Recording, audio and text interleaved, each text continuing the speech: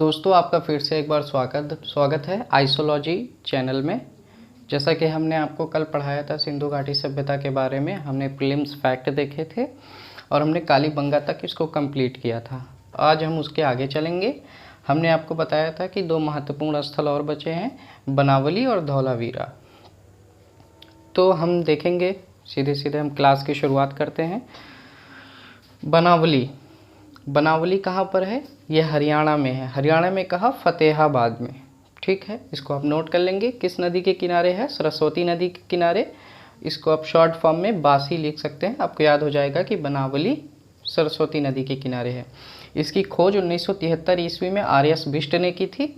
हड़प्पा पूर्व और हड़प्पा कालीन दोनों संस्कृतियाँ यहाँ पर मिलती है, कालीबंगा की तरह। आप देखिएगा कि बनावली और कालीबंगा में हड़प्पा पूर्व और हड़प्पा कालीन दोनों संस्कृतियाँ मिलती हैं। इसका अर्थ क्या होता है? हड़प्पा पूर्व हड़प्पा कालीन दोनों संस्कृतियों का मतलब हमने आपको बताया था, किसी संस्कृति के पूर्ण विकसित होने के क्रम में उससे पहले का एक क्रम होता है और उसके विकसित अवस्था होती है, उसके बाद का एक क्रम होता है। पहले के क्रम को हम क्या कहते हैं? हड़प्पा। मान लीजिए हड़प्पा के बारे में हम बात कर रहे हैं तो पहले के क्रम को हम कहेंगे हड़प्पा पूर्व, हड़प्पा संस्कृति से ठीक पूर्व।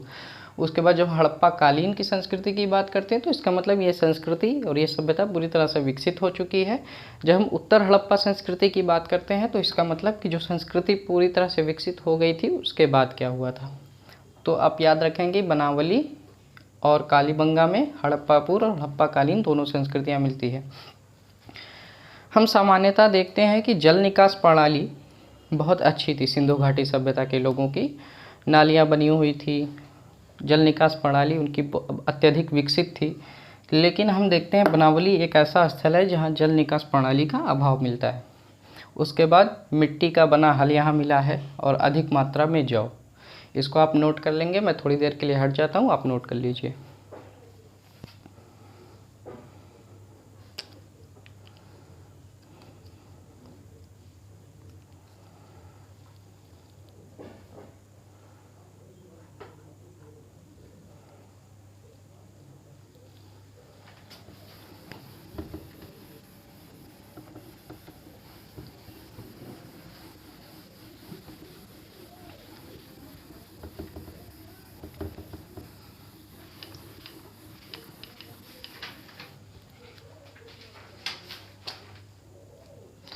हम आगे बात करेंगे धौलावीरा की।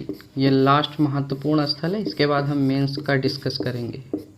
मेंस में हमने कैसे बताया था आपको, मेंस कैसे डिस्कस करेंगे? मेंस ऐसे डिस्कस करेंगे, सबसे पहले उसकी राजनीति, सबसे पहले उस सभ्यता का उदय कैसे हुआ, उसकी राजनीति, आर्थिक, धार्मिक, सांस्कृतिक, इन सब चीज़ों पर हम देखेंगे, एक साथ देखेंगे।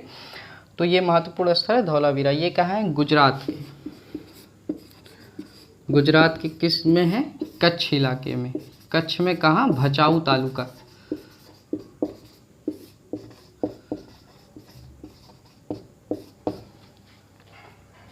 यहाँ का जो सबसे इम्पोर्टेंट बात है कि 10 बड़े चिन्हों वाला शिलालेख मिला है।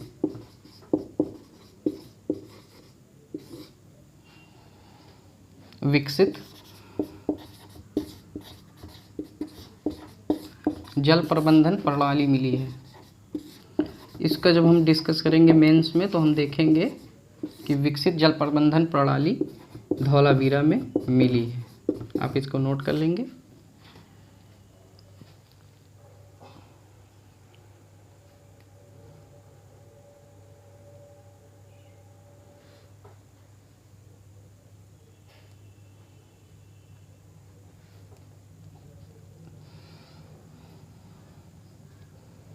इसको जब हम मेंस में पढ़ेंगे, विकसित जल प्रबंधन प्रणाली का मतलब जल संरक्षण से, जैसे जो वर्षा का जल है, बाढ़ का जल है, उसका संरक्षण करके कृषि में कैसे उपयोग किया जाता है, उसका यहाँ पर आपको देखने को मिलेगा। यहाँ खेल का मैदान मिला है, स्टेडियम। ये एकमात्र ऐसा स्थल है जहाँ स्टेडियम मिला है, खेल का मैदान, स्टेडियम। नोट कर लीजिए आप।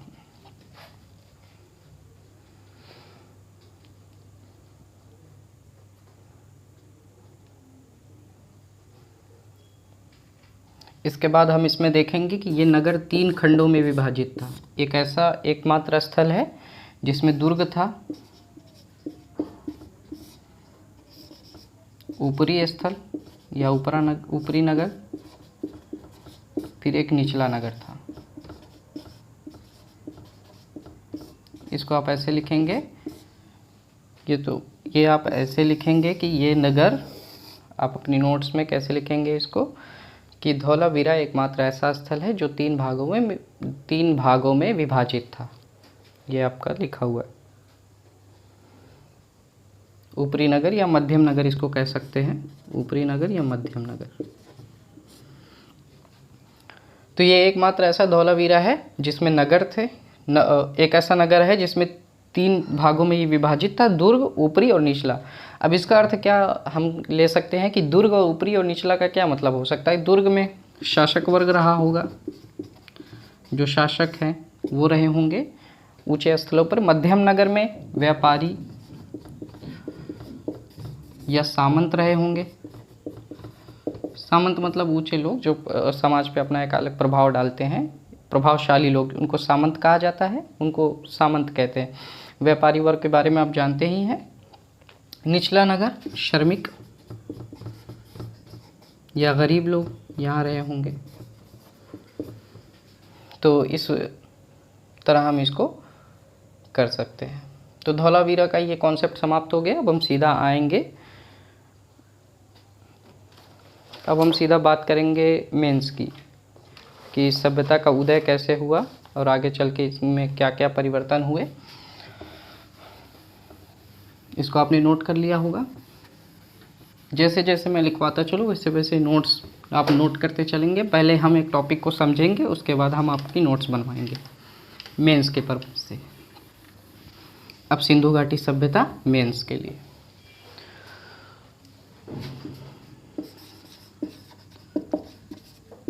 आप हेडी डालेंगे हड़प्पा सभ्यता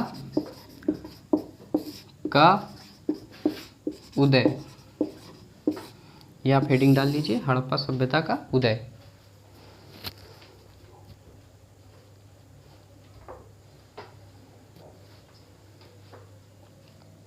आप इसमें लिखेंगे, पहले मैं आपको समझा देता हूँ, पहले समझ लीजिए। कार्बन डेटिंग के बारे में आप लोग जानते हैं। कार्बन डेटिंग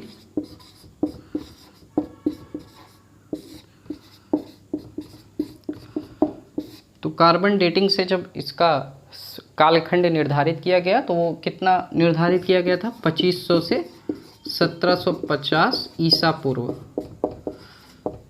या बीसी।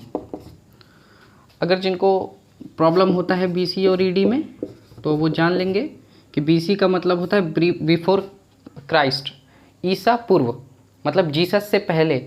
और जब जीसस इंटर कर लेते हैं, जीसस आ जाते हैं, वहीं से ईसवी सदी चलने लगती है, तो इसको ईसवी कहते हैं, इसको ईसा पूर्व कहते हैं, बीसी और ईडी।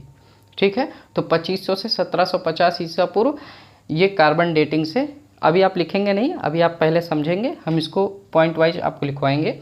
अभी आप लिखेंगे नहीं, अभी आप समझेंगे। तो हड़प्पा सभ्यता के बारे में पहले क्या धारणाएं थी। जब हड़प्पा सभ्यता की हमें जानकारी हो गई, जॉन मार्शल और दयाराम साहनी ने मिलकर इस सभ्यता की खोज कर दी। चार्ल्स मैसन ने, जैसा कि जिक्र किया था 1842 ईस्वी में अपनी पुस्तक में। उसके बाद बहुत सारे स्थलों की खोज होगी। हमने आपको बताया कि इसके 2800 स्थल खोजे जा चुके हैं और ये 13 लाख वर्ग किलोमीटर में फैली हुई थी, इतनी बड़ी थी। हमने आपको इसके सारे बिंदु बताए थे। उत्तरी बिंदु इसका कौन था, जम्मू का मांडा। दक्षिणी बिंदु कौन था, महाराष्ट्र का दाइमाबाद। और आपका पूर्वी बिंदु था यूपी का आलमगीरपुर। आलमगीरपुर कहाँ पड़ता है, वो मेरठ में है। उसके बाद हमने सबसे पश्चिमी बिंदु सुतका गेंडोर। सुतका गेंडोर कहाँ है, पाकिस्तान में। पाकिस्तान में बलूचिस्तान में है। ठीक है, हमने यहाँ तक बात की थी। उसके बाद अब आप आगे समझेंगे हड़प्पा सभ्यता का उदय। हड़प्पा सभ्यता का जब जानकारी लोगों को मिली, जब ये प्रकाश में आई, तो लोगों को मानना था कि मेसोपोटामिया सभ्यता जो इराक और ईरान के क्षेत्र में थी, जिसे फारस की सभ्यता भी कहते हैं, तो वहाँ के लोगों ने इन नगरों का विकास किया होगा। लेकिन बाद में जब यहाँ की नगर नियोजन प्रणाली, लिपि उन लोगों से बहुत अधिक विकसित और बहुत अलग मिली, तो हम इस प्रमाण पर पहुँचे कि नहीं ये सभ्यता ताम्रपाषाणिक संस्कृति जो हड़प्पा पूर्व संस्कृति थी उसी से उत्पन्न थी। हमारा जुड़ाव मेसोपोटामिया सभ्यता से था, हम व्यापार की गतिविधियों से एक दूसरे को जानते थे। वहाँ पर कुछ ऐसे साक्ष्य मिले हैं जिसकी वजह से हमको पता चलता है। जैसे मेसोपोटामिया में हड़प्पा सभ्यता को किस नाम से जाना जाता था, ये क्वेश्चन पूछा भी है, मेलुहा नाम से जाना जाता था। आप तनाव मत लीजिए, अभी हम सब आपको लिखवाएंगे, पहले समझ बना लीजिए अपनी। तो मेसोपोटामिया लोगों का ये मानना था कि मेसोपोटामिया सभ्यता के लोगों ने हड़प्पा सभ्यता को बसाया, इनका विकास किया, लेकिन यहाँ की नगर नियोजन प्रणाली और सब चीज़ों को देखकर जो उन सब से बहुत अधिक विकसित और बहुत अधिक अलग थी। तो ये प्रमाण पर हम पहुँचे कि नहीं ये सभ्यता जो भारत में हड़प्पा पूर्व सभ्यता थी ताम्रपाषाणिक संस्कृति से अगले चरण की सभ्यता थी और विकसित सभ्यता थी। तो हड़प्पा सभ्यता का उदय इस होता है कि ताम्रपाषाणिक या ताम्रपाषाणिक संस्कृति जो हड़प्पा से पहले भी थी बाद में भी थी। पहले लोग गांव में बस के रहते रहे होंगे, उसके बाद फिर जब नगरों की स्थापना हुई होगी, एक तरफ व्यापार जब आगे बढ़ा होगा तो एक नगर की स्थापना रही होगी। तो ऐसी धारणाएं हैं, ये हम बात करेंगे। तो आप हेडिंग बना लीजिए कि हड़प्पा सभ्यता का उदय, आप हेडिंग लिख लेंगे हड़प्पा सभ्यता का उदय। आप लिखेंगे उसमें प्रारंभ में ये मान्यता थी कि, आप लिखेंगे नोट्स में, आपने हेडिंग बना लिया हड़प्पा सभ्यता का उदय। ये हम मेंस के लिए पढ़ रहे हैं, प्रीलिम्स फैक्ट हम देख चुके हैं, और जो भी प्रीलिम्स फैक्ट आपको लगता है कि छूट गए होंगे वो सब इसी में कवर हो जाएंगे, क्योंकि दोबारा पढ़ने की कोई चीज़ का अर्थ नहीं होता, तो इन्हीं सब में कवर हो जाएंगे। आप तनाव मत लीजिएगा। तो आप हेडिंग बना लीजिए हड़प्पा सभ्यता का उदय, उसमें आप लिखेंगे प्रारंभ में ये मान्यता प्रचलित थी, प्रारंभ में यह मान्यता प्रचलित थी कि मेसोपोटामिया के लोगों ने इस सभ्यता का विकास किया होगा।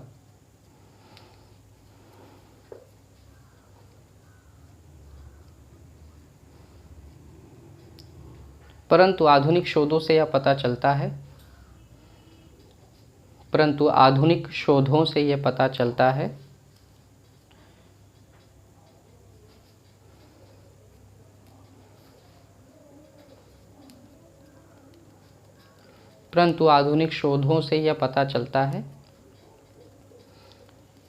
कि दोनों की नगर नियोजन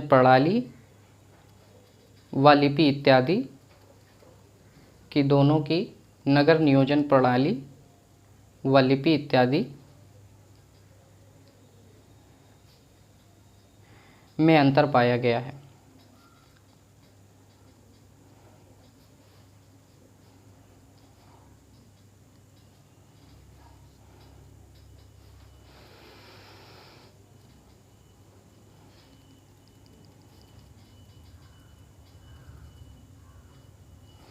ये हो गया आपका पहला पॉइंट। सेकंड पॉइंट आप लिखेंगे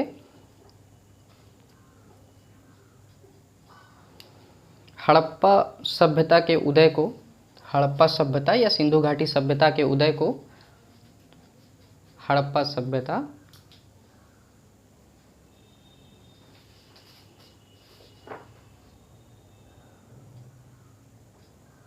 के उदय को स्थानीय ताम्रपाषाणिक संस्कृति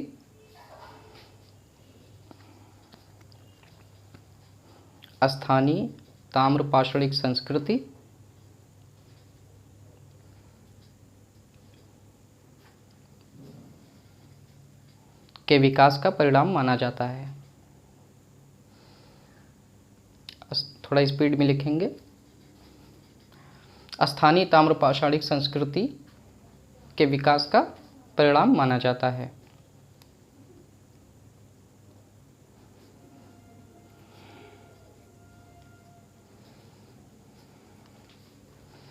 परंतु यह संभव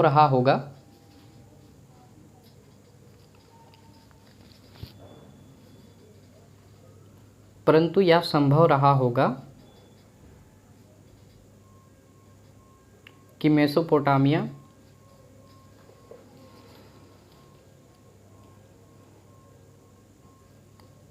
परंतु यह संभव रहा होगा कि मेसोपोटामिया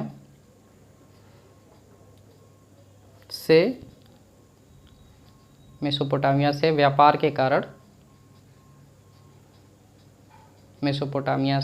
के कारण शहरों का अधिक विकास हुआ होगा। मतलब कहने की ये बात है कि पहली बात जो हमने आपको समझा है कि कार्बन डेटिंग से 2500 से 1750 ईसा पूर्व इसका जो काल निर्धारण हुआ है। जो पहले के लोग कहते थे कि नहीं, जो पश्चिमी अवधारणा थी वो ये थी कि मेसोपोटामिया के लोगों ने यहाँ का विकास किया, इन नगरों का विकास किया, ये इतनी विकसित सभ्यता मेसोपोटामिया की ही देन थी। लेकिन आधुनिक शोधों से क्या पता चला कि यहाँ के जो नगर नियोजन है और नगरीय क्रांति है, आप मान लीजिए कि ये प्रथम नगरीय सभ्यता थी। ये क्वेश्चन पूछा जा चुका है, प्रथम नगरीय सभ्यता, इसको नोट कर लीजिएगा। प्रथम नगरीय सभ्यता, हड़प्पा जो है प्रथम नगरीय सभ्यता थी। जब हम वैदिक काल में एंटर करेंगे तो वैदिक काल कौन सी सभ्यता होगी? ग्रामीण सभ्यता होगी। फिर जब हम महाजनपद काल में जाएंगे, मगध जैसे साम्राज्य का उत्कर्ष होगा, तो वहाँ पे क्या होगा? वो द्वितीय नगरीय सभ्यता होगी भारत के परिप्रेक्ष्य में। तो भारत के परिप्रेक्ष्य में प्रथम नगरीय सभ्यता हड़प्पा सभ्यता। कार्बन डेटिंग से इसका आपका देख लिया है आपने। तो लोग कहते थे कि मेसोपोटामिया के लोगों ने यहाँ का विकास किया, लेकिन आधुनिक शोधों से ये पता चला कि जो यहाँ की नगर नियोजन प्रणाली है, लिपि है और जल संसाधन पे जैसा उनका व्यय है और विकास है, वो कहीं पर नहीं है। तो हमने ये माना कि जो स्थानीय ताम्रपाषाणिक संस्कृति थी, जिसे हड़प्पा पूर्व संस्कृति आप कह सकते हैं, ये उसका परिणाम थी, उसके विकास का परिणाम थी। हाँ, ये बात ज़रूर है कि मेसोपोटामिया के साथ हमारा जुड़ाव था, हम वहाँ से व्यापार करते थे, तो उनसे व्यापार करने के कारण यहाँ का अधिक इन शहरों का विकास हुआ होगा। सिर्फ इतनी ही बात आपको जाननी है हड़प्पा सभ्यता के उदय में।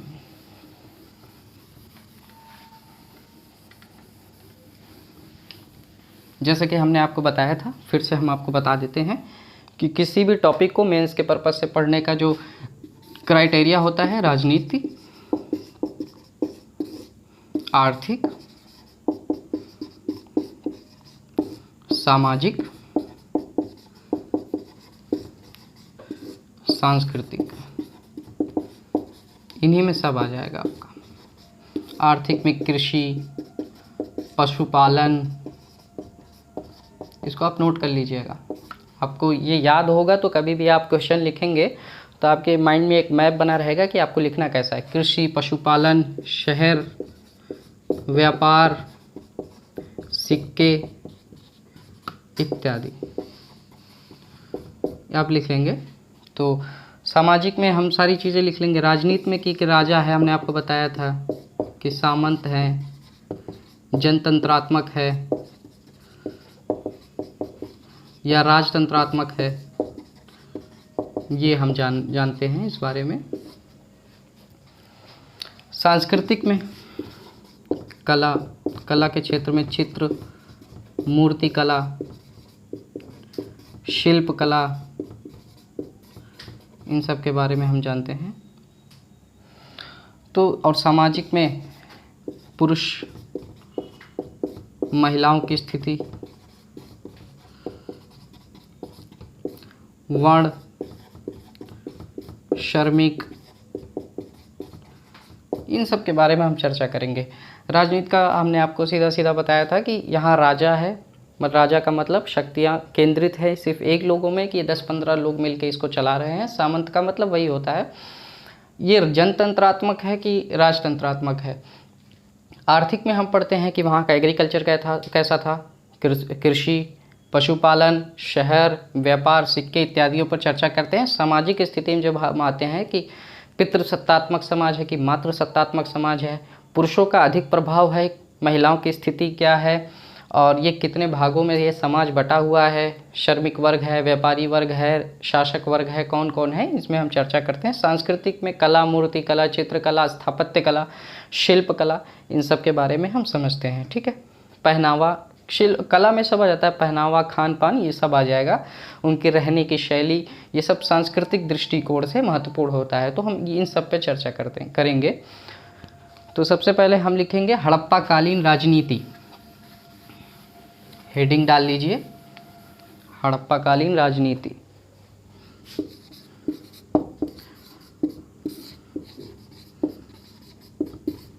हड़प्पा कालीन राजनीति। अब हेडिंग डाल लीजिए हड़प्पा कालीन राजनीति।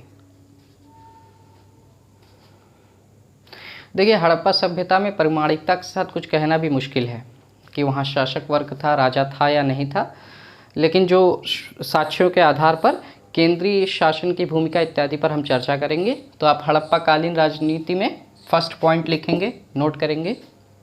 हड़प्पा कालीन राजनीति में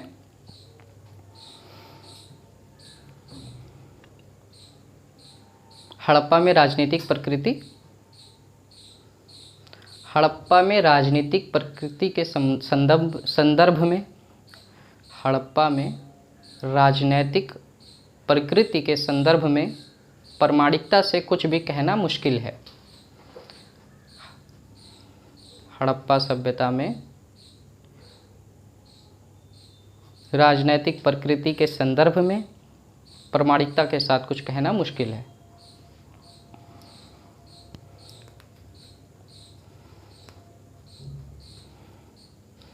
लेकिन प्रामाणिकता के आधार पर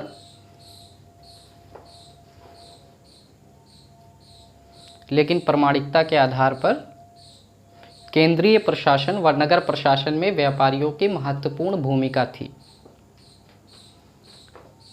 लेकिन साक्ष्यों के आधार पर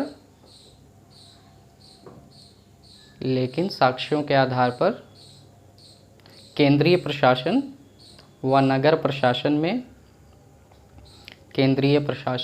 प्रशासन में व्यापारियों की महत्वपूर्ण भूमिका थी। जैसे हम अगर हड़प्पा कालीन, अब इसको हम समझेंगे कैसे व्यापारी हम कह ले रहे हैं। इसका अर्थ ये है कि सबसे ज़्यादा अगर हड़प्पा सभ्यता में सबसे अधिक किसी चीज़ पे फोकस था तो उनका क्या था, व्यापार पर था। इनका व्यापार अपने टाइम का सबसे अधिक विकसित चीज़ थी। समझ रहे हैं कि व्यापार, तो इसमें कोई ऐसा कंफर्म नहीं है कि राजा था कि जनतंत्रात्मक थी, ऐसी कोई चीज़ें। तो हम ये मान सकते हैं साक्ष्यों के आधार पर कि नगर प्रशासन और केंद्रीय प्रशासन में ऐसा देखा जाता है, इसमें साक्ष्यों के आधार पर कि व्यापारी वर्ग के ही हाथ में रहा होगा, वही सब इनको कंट्रोल करते रहे होंगे। तो हड़प्पा की राजनीति में ये हमने लिख लिया कि व्यापारी वर्ग की महत्वपूर्ण भूमिका थी, ऐसा अनुमान लगाया जाता है। अब हम लिखेंगे राजनीति के बारे में इतना ही समझना था, इसमें और कुछ नहीं है। अब आप एक और टॉपिक देख लीजिए, हड़प्पाई लिपि।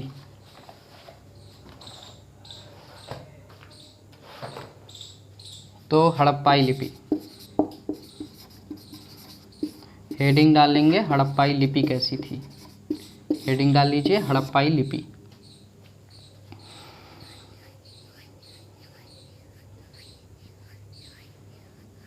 पहले इसके बारे में समझ लेते हैं। इसके 64 मूल चिन्ह हैं, 64 मूल चिन्ह, ठीक है। इसको किस नाम से जाना जाता है, बुस्ट्रोफोडन, बुस्ट्रोफोडन या पिक्टोग्राफ, बुस्ट्रोफोडन या पिक्टोग्राफ। इसको हिंदी में क्या कहते हैं, चित्रात्मक, भाव चित्रात्मक या चित्रात्मक कहेंगे।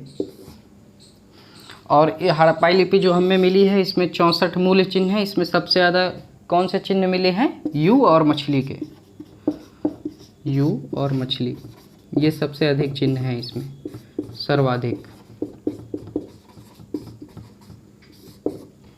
इसको आपको नोट नहीं करना, मैं लिखवा रहा हूँ। ये आपको समझा रहा था कि इसमें 64 मूल चिन्ह होते हैं। बुस्ट्रोफोडन, पिक्टोग्राफ चित्रात्मक है, यू और मछली के सर्वाधिक मिले। आप लिखेंगे हड़प्पाई लिपि को बुस्ट्रोफोडन / पिक्टोग्राफ, ऐसे करके आप लिख लीजिए चित्रात्मक। हड़प्पाई लिपि को बुस्ट्रोफोडन, पिक्टोग्राफ या चित्रात्मक कहते हैं।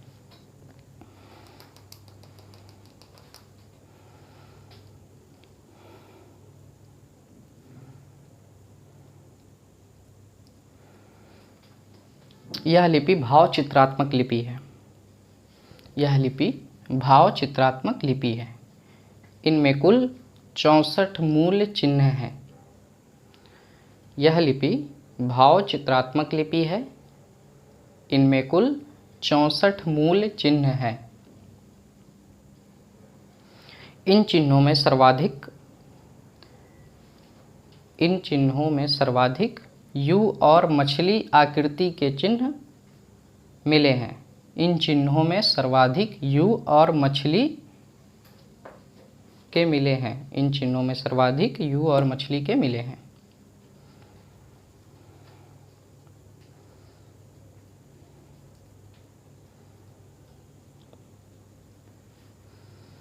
यह दाएं से बाएं जैसे उर्दू लिखा जाता है इधर से इधर, तो यह दाएं से बाएं लिखी जाती थी।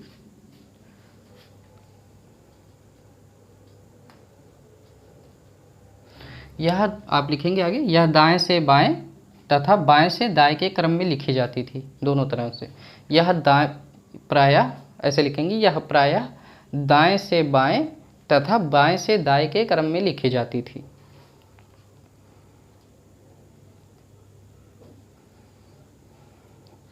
अब हमने ये बता दिया, हमें साक्ष्य देना पड़ेगा।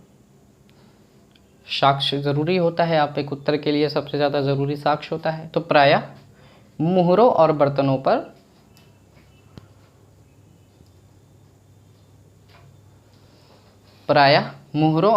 पर लिपि के साक्ष्य मिले हैं। प्रायः मुहरों और बर्तनों पर लिपि के साक्ष्य मिले हैं।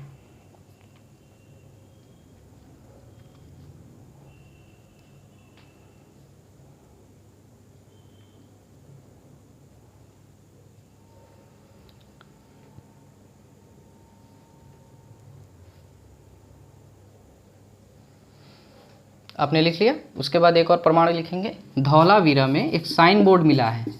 धौलावीरा में एक साइन बोर्ड मिला है। साइन बोर्ड मतलब साइन मतलब चिन्ह होता है। धौलावीरा में साइन बोर्ड मिला है। हम इसको लिखेंगे आगे, ऐसे लिखेंगे, धौलावीरा में एक विस्तृत विशाल साइन बोर्ड मिला है। विस्तृत/विशाल साइन बोर्ड मिला है। धौलावीरा में एक विस्तृत विशाल साइन बोर्ड मिला है।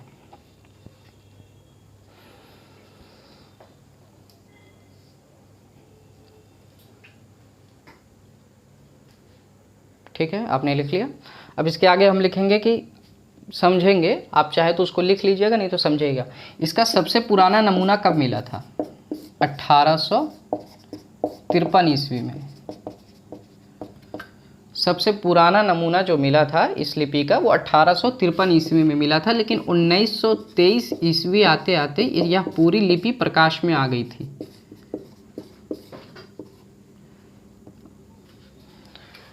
सबसे पहला नमूना 1853 ईस्वी में मिल गया था। अभी हमें नहीं पता था कि इसके कितने चिन्ह हैं और क्या हो सकता है, उसका एक क्रम नहीं बना था, लेकिन 1923 ईस्वी आते आते यह पूरी लिपि प्रकाश में आ गई थी। आप चाहे तो इसको नोट कर सकते हैं साइड में।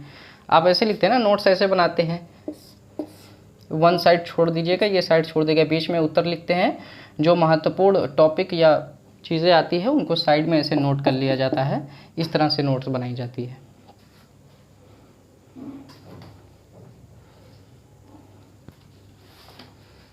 आपने नोट कर लिया, फिर हम आगे बढ़ेंगे।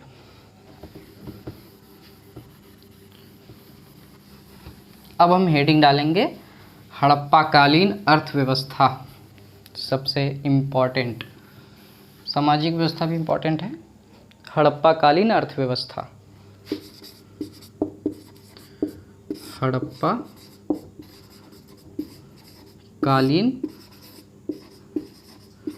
अर्थव्यवस्था। अर्थव्यवस्था में हमें क्या देखना था? कृषि, व्यापार, सिक्के, शहर इत्यादि।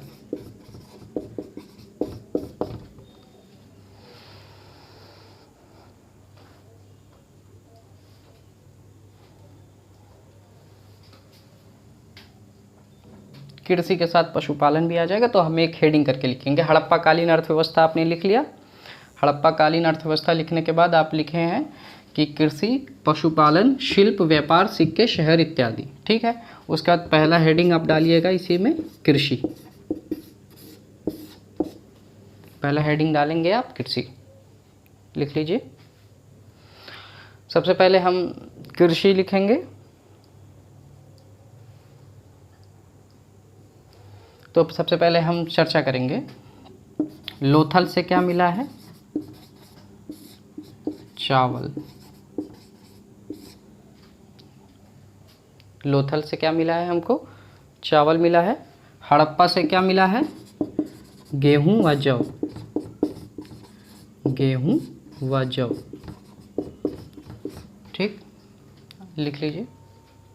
ऐसे आपको मैं लिखवा रहा हूँ, पहले आप कृषि हेडिंग डालिए, लोथल, चावल। लोथल से क्या मिला है हमको, चावल मिला है। हड़प्पा से, हड़प्पा जो स्थल का नाम था, वहाँ गेहूं व जौ मिला है। ठीक है, बनावली से क्या मिला है, और कालीबंगा। नोट करेंगे, बनावली और कालीबंगा। यहाँ से क्या मिला है, जौ।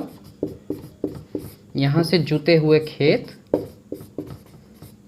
जुते हुए खेत के साक्ष्य और हल रेखा। क्या मिला है, हल रेखा। ये हो गए आपका साक्ष्य। कभी भी हम किसी भी टॉपिक पे बात करते हैं तो सबसे पहले हमारे पास प्रमाणिकता होना चाहिए कि जो आप कह रहे हैं उसकी प्रमाणिकता आपके पास पूरी है। ठीक है, तो हम जब एग्रीकल्चर की बात करें हड़प्पा में, तो हमें जो मिला है, लोथल से चावल मिला है, हड़प्पा स्थल से गेहूं व जौ मिले हैं, बनावली से अच्छी किस्म की जौ है, और कालीबंगा से जुते हुए खेत के साक्ष्य और हल रेखा मिली है। ठीक है, इसको आप नोट कर लीजिए।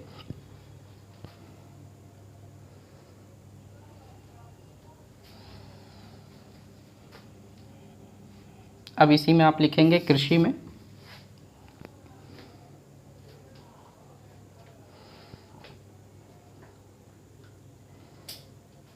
सामान्यता, सामान्यता सिंचाई, सामान्यता सिंचाई, बाढ़, सामान्यता सिंचाई के लिए बाढ़ एवं प्रकृति पर निर्भरता।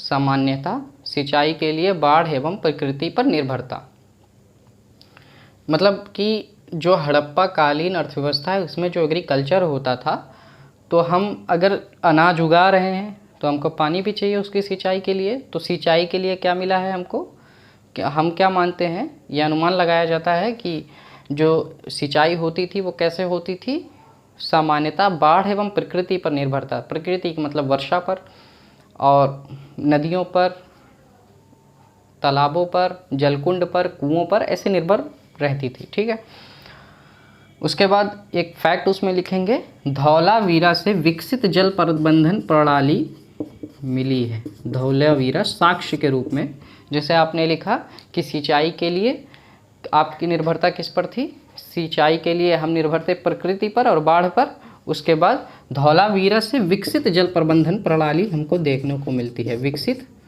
जल प्रबंधन प्रणाली, विकसित जल प्रबंधन प्रणाली मिली है। ठीक है, कृषि में ही अभी हम लिख रहे हैं, मेंस के लिए लिख रहे हैं।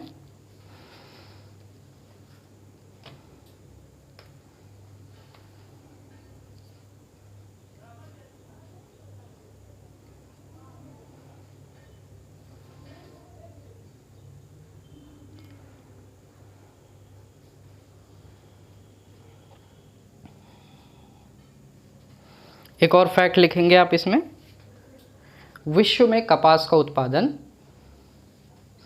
विश्व में कपास का उत्पादन, जो कपास होता है सूती वस्त्र बनाने के लिए, वस्त्र के लिए कपास, तो पूरे विश्व में सर्वप्रथम कपास का उत्पादन किसने किया था, हड़प्पा वासियों ने, सिंधु घाटी सभ्यता के लोगों ने सबसे पहले किया था।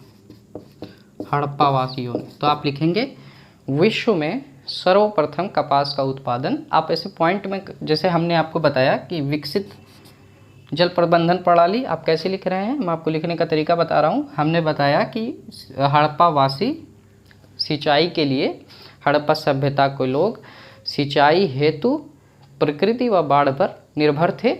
नीचे आपने ब्रैकेट बनाया, धौलावीरा लिखा, फिर आपने लिखा कि यहाँ से विकसित जल प्रबंधन प्रणाली मिली है। फिर हमने बताया, ऐसे आपने पॉइंट बनाया, आपने लिखा विश्व में सर्वप्रथम कपास का उत्पादन सिंधु घाटी सभ्यता के लोगों ने किया। लिख लीजिए। और एक चीज़ अपने माइंड में रखिएगा, कभी कभी पूछ लेता है, कुछ एग्जामों में पूछा है गन्ना के बारे में, तो गन्ना का कोई साक्ष्य सिंधु घाटी सभ्यता से नहीं मिलता है।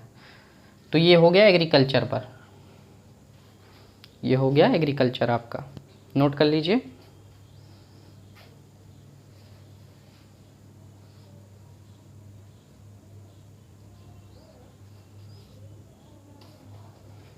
हम इसको अब मिटा देंगे, अभी हम अर्थव्यवस्था ही पढ़ रहे हैं। अब हम लिखेंगे अगली हेडिंग पशुपालन। यहाँ के लोगों का पशुपालन कैसा था। आप लिखेंगे पशुपालन। पशुपालन में आप लिखिए,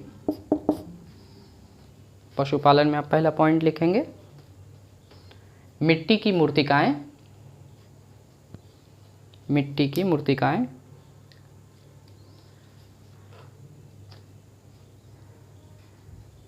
मिट्टी की मूर्तिकाएं मुहरे व बर्तन पर, मिट्टी की मूर्तिकाएं मुहरे व बर्तन पर चित्रों, मिट्टी की मूर्तिकाएं मुहरे व बर्तन पर चित्र एवं जानवरों के हड्डियों के आधार पर, मिट्टी की मूर्तिकाएं बर्तन एवं मुहरों पर चित्र एवं हड्डियों के आधार पर, एवं जानवरों की हड्डियों के आधार पर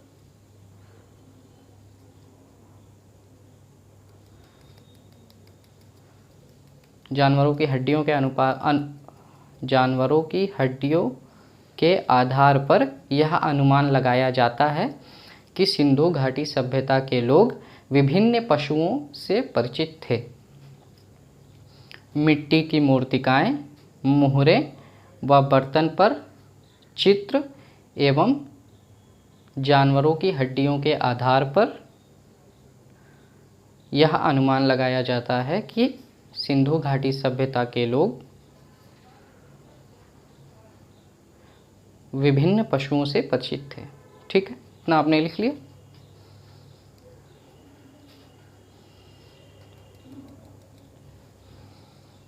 दूसरा पॉइंट आप लिखेंगे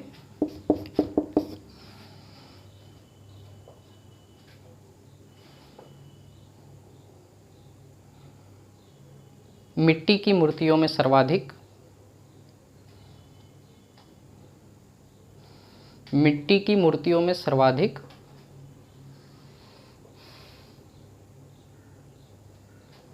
मिट्टी की मूर्तियों में सर्वाधिक कुबड़ वाले बैल की सर्वाधिक मूर्तियां मिली हैं।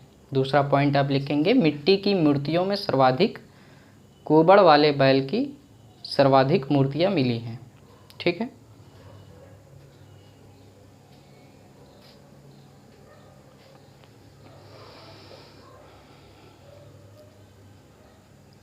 तीसरा पॉइंट लिखेंगे मुहरों पर गाय का चित्रण या अंकन नहीं है।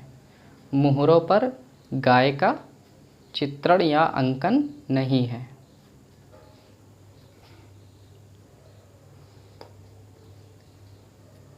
चौथा पॉइंट लिखेंगे घोड़े से परिचय था या नहीं इस पर विवाद है, परंतु सुरकोटदा से घोड़े की हड्डियों के साक्ष्य मिले हैं।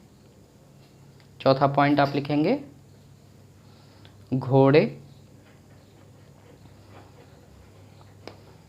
से परिचय था या नहीं इस पर विवाद है, परंतु सुरकोटदा से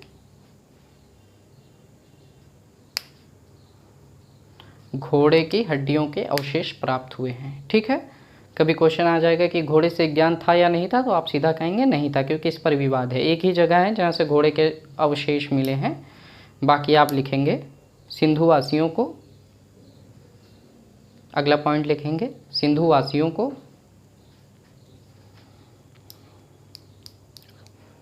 गैंडा बंदर, सिंधुवासियों को गैंडा बंदर भालू खड़हा आदि जानवरों का ज्ञान था। गैंडा बंदर भालू खड़हा इत्यादि जंगली जानवरों का एक ज्ञान था। इसको आप सुन लीजिए कि शेर का कोई साक्ष्य नहीं है, जैसे शेर का कोई भी साक्ष्य नहीं मिलता है। इनमें सबसे अधिक जो महत्वपूर्ण था पशुपालन में, तो कुबड़ वाले बैल। और कुबड़ वाले बैल का इम्पोर्टेंस इसलिए कि आप जानते हैं कि हल जोतने के लिए, खेत जोतने के लिए पहले तो ट्रैक्टर था नहीं, तो जो कुबड़ वाले बैल थे उनमें हल लगाकर उनकी जुताई होती थी, तो वो इम्पोर्टेंट थे। और गाय का इम्पोर्टेंस अभी आएगा वो ऋग्वैदिक काल में।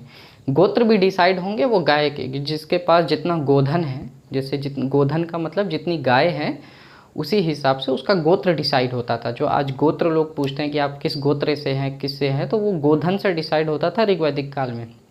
ऋग्वैदिक काल आते आते गाय को अघन्या, मतलब जिसकी हत्या ना की जाती हो, अनेक नामों से पुकारा जाने लगता था। लेकिन सिंधु घाटी सभ्यता के लोगों में जो सब मिट्टी की मूर्तियाँ मिली हैं उनमें सबसे ज़्यादा सर्वाधिक कुबड़ वाले बैल मिले हैं। तो कुबड़ वाले बैल मिलने का अर्थ ये है कि उनका आर्थिक महत्व ज़्यादा है, इसलिए हम इनको अर्थव्यवस्था में लिखा रहे हैं।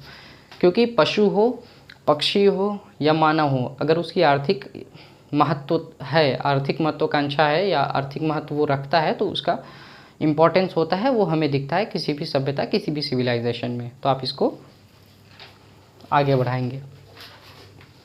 अगला हेडिंग हम डालेंगे अर्थव्यवस्था में शिल्प। अगला हम डालेंगे शिल्प।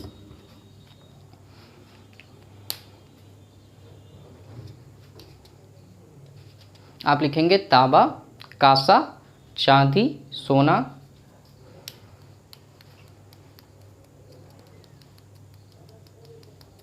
तांबा, कांसा, चांदी, सोना इत्यादि से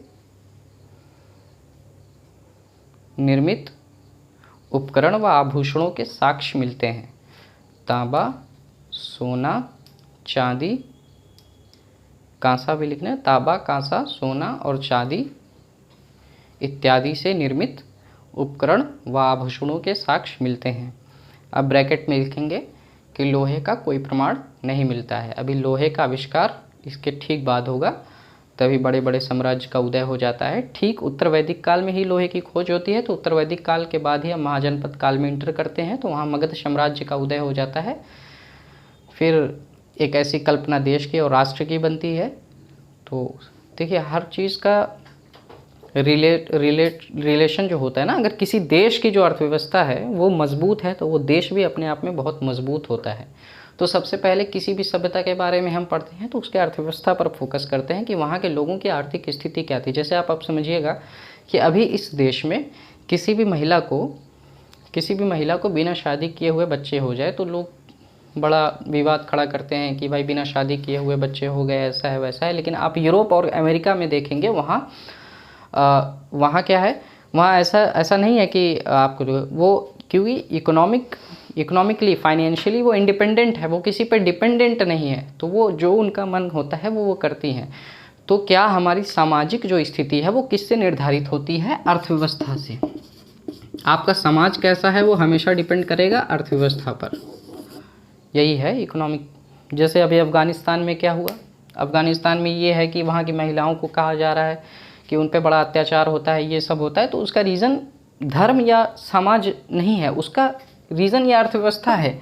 वहाँ के पुरुषों में ये डिपेंडेंसी नहीं है कि वो आज का खाना खाएंगे या नहीं खाएंगे। वो तो महिलाएं जो पुरुषों पर डिपेंडेंट है, वो कहाँ से अपनी सामाजिक जो स्वतंत्रता है उसको बनाएंगी। सबसे पहले अगर हमको सामाजिक रूप से स्वतंत्र होना है तो सबसे पहले हमको आर्थिक रूप से स्वतंत्र होना होगा।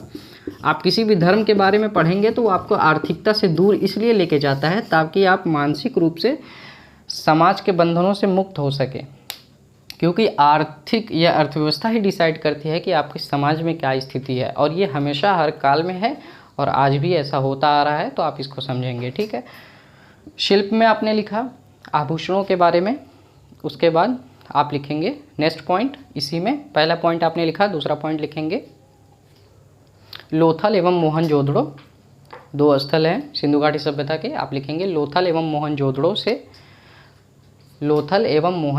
से हाथी से निर्मित, लोथल एवं मोहनजोदड़ो से हाथी से निर्मित वस्तुओं के साक्ष्य मिले हैं। लोथल एवं मोहनजोदड़ो से हाथी के दांत से निर्मित वस्तुओं के साक्ष्य मिले हैं। शिल्प में कैसे आता है कि जो हाथी के दांत है हम उससे वस्तुओं का निर्माण कर रहे हैं। हाथी दांत बहुत इंपॉर्टेंट होता है, हाथी के दांत बहुत इंपॉर्टेंट होते हैं, इससे अनेक वस्तुएं, बहुत बहुमूल्य वस्तुएं बनाई जाती है। जैसे कि आपने देखा होगा इनके बारे में, जो एक फेमस थे साउथ में, एक विलेन थे, क्या नाम था उनका, मैं नाम भूल रहा हूँ। तो वो हाथी के दांतों की तस्करी हमारे दक्षिण भारत में ज़्यादा होती थी पहले, वो इसलिए क्योंकि इससे बहुत बहुमूल्य वस्तुएं बनाई जाती हैं। आप असम की तरफ जाएंगे उधर भी हाथी ज़्यादा पाए जाते थे, तो हर काल में तो उधर से भी बहुत इंपॉर्टेंट होता था। आप किसी भी साम्राज्य के बारे में पढ़ेंगे, जब किसी राजा को भेंट देनी पड़ती थी, उसमें हाथी दांत का भी जिक्र होता है, क्योंकि ये इससे बहुत बहुमूल्य वस्तु बनती है। वीरप्पन का नाम आपने सुना होगा, वो चंदन की लकड़ियों के लिए फेमस था, चंदन की लकड़ियों की तस्करी करता था। उसने जंगलों में, तमिलनाडु और केरला और कर्नाटक से जो रिलेटेड जंगल थे वहाँ पर हाथी दांत की तस्करी के लिए भी प्रसिद्ध था, क्योंकि ये बहुत बहुमूल्य थे। वो अफ्रीका भेजते थे उसको, और भी देशों में, यूरोप में भेजते थे। थर्ड पॉइंट आप लिखेंगे बड़ी संख्या में सेलखड़ी से निर्मित,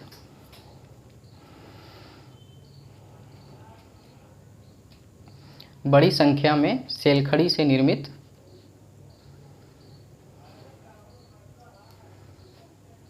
बड़ी संख्या में सेलखड़ी से निर्मित मनकों के साक्ष्य मिलते हैं। बड़ी संख्या में सेलखड़ी से निर्मित मनकों के साक्ष्य मिलते हैं।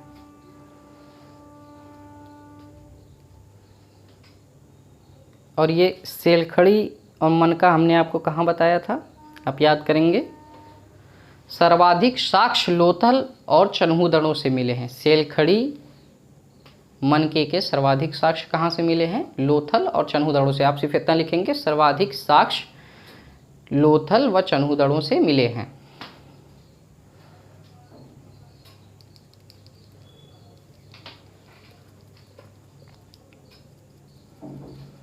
अब मनकों का प्रयोग किस लिए किया जा रहा था, मनकों का, तो मनकों का उपयोग किस लिए किया जा रहा था, आभूषण हेतु, आभूषण के लिए किया जा रहा होगा, ताबीज़ बनाने के लिए, जादू टोना की बात यहीं से आती है। उसके बाद ये क्या हो गया, आभूषण के लिए, ताबीज़ के लिए, और थर्ड आपका हो गया पशुओं की पहचान के लिए, उसके गले में टांग दिया होगा या कोई चिन्ह लगा दिया होगा। तो मनकों का उपयोग कहाँ होता था, तो आप ब्रैकेट में लिखेंगे सामान्यतः मनकों का उपयोग, सामान्यतः या संभवतः मनकों का उपयोग आभूषण, ताबीज़ एवं पशुओं की पहचान इत्यादि के लिए किया जाता रहा होगा, किया जाता रहा होगा।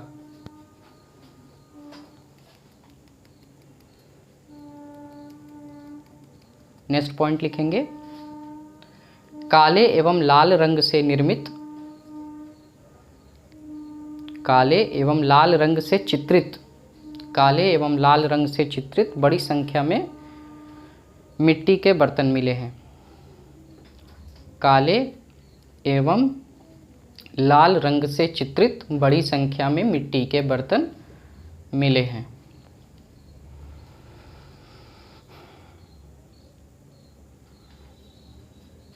नेक्स्ट पॉइंट आप लिखेंगे पक्की ईंटों का व्यापक रूप से प्रचलन। हमने आपको पहले ही बताया था कि विकसित और नगरीय सभ्यता थी। नगरीय सभ्यता के लिए सबसे ज़्यादा ज़रूरी होता है पक्की ईंटें, क्योंकि आप तभी मजबूत मकान बना पाएंगे और एक मजबूत व्यवस्था दे पाएंगे। एक निकास, जल निकास प्रणाली बहुत अच्छी थी यहाँ की। और नगर नियोजन, अन्नागार, स्नानागार, इन सब के बारे में जो इतनी विकसित व्यवस्था थी उसके लिए ईंटें तो ज़रूरी थी। तो आप लिखेंगे पक्की ईंटों का व्यापक रूप से प्रचलन। नेक्स्ट पॉइंट आप लिखेंगे जो प्रमुख शिल्प था यहाँ का, शिल्प के बारे में हम अभी डिस्कस कर रहे हैं। नेक्स्ट पॉइंट में लिखेंगे प्रमुख शिल्प, मिट्टी की मूर्तियाँ बनाना। प्रमुख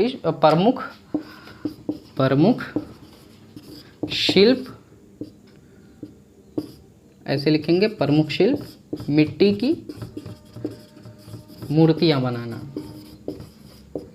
मिट्टी की मूर्तियाँ बनाना,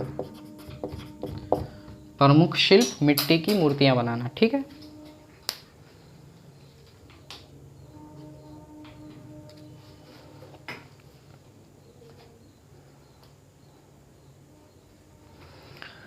अब शिल्प, ये मिट्टी की मूर्तियों की हमने बात कर ली। हम बात करेंगे मोहरों की। आप लिखेंगे नेक्स्ट पॉइंट अधिकांशता मिट्टी से अधिकांशता सेलखड़ी से निर्मित मोहरों के प्रमाण मिलते हैं।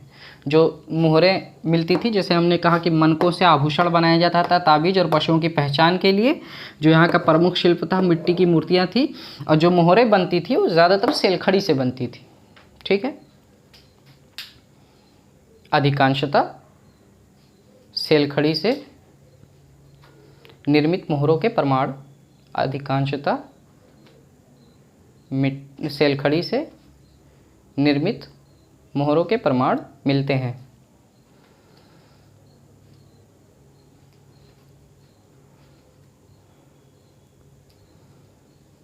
मोहनजोदड़ो एवं कुछ अन्य स्थलों से, हमने आपको जब पढ़ा रहे थे प्रीलिम्स फैक्ट में मोहनजोदड़ो के बारे में, हमने डिस्कस किया था कि मोहनजोदड़ो जो स्थल था वहाँ से सूती कपड़े के साक्ष्य मिले हैं। तो आप एक पॉइंट और ऐड कर लेंगे, मोहनजोदड़ो एवं कुछ अन्य स्थलों से सूती कपड़ों के प्रमाण मिले हैं।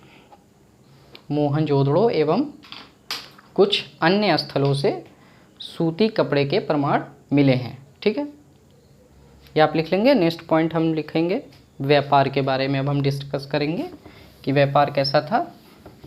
आपका कृषि हो गया, कृषि में पशुपालन भी हो गया, शिल्प हो गया। अब हम व्यापार पर चर्चा करेंगे कि व्यापार क्या है।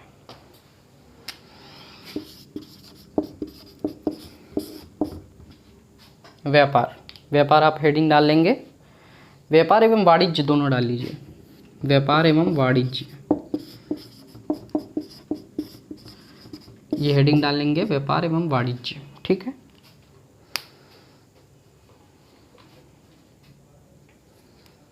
तो व्यापार करने के लिए आपको मुद्रा की आवश्यकता होगी। तो सबसे पहले हमको ये देखना पड़ेगा कि सिंधु घाटी सभ्यता में मुद्रा विनिमय होता था कि नहीं, जैसे मुद्रा का आदान प्रदान होता था कि नहीं। तो हम ये पाते हैं कि सिंधु घाटी सभ्यता में मुद्रा का प्रचलन नहीं था। तो आप लिखेंगे पहला पॉइंट लिखेंगे, व्यापार एवं वाणिज्य में सिंधु घाटी सभ्यता में मुद्रा का प्रचलन नहीं था। सिंधु घाटी सभ्यता में मुद्रा का प्रचलन नहीं था। सिंधु घाटी सभ्यता में मुद्रा का प्रचलन नहीं था। क्रय विक्रय के बारे में जानते हैं। आपने लिखा क्रय विक्रय। क्रय विक्रय क्या होता है? खरीदना और बेचना। ठीक है। तो क्रय विक्रय वस्तु विनिमय पर आधारित था। वस्तु विनिमय